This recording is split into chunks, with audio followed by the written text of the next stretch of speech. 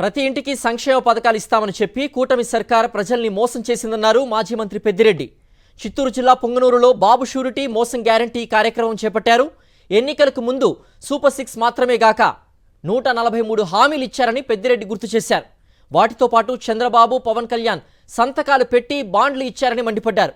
ఇద్దరి మోసాలను ప్రతి గ్రామానికి తీసుకువెళ్లాలని కార్యకర్తలకు పిలుపునిచ్చారు.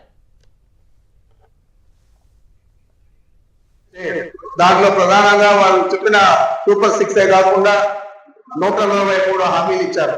ఆ నంబర్ కూడా మనం చేస్తే మిస్డ్ కాల్ ఇస్తే వారు మనకంతా కూడా మీ ఇంట్లో ఇంత డబ్బులు వస్తుంది, సంవత్సరానికి నెలకి ఇంత డబ్బులు వస్తుంది అని చెప్పి వివరాలన్నీ కూడా పెట్టారు.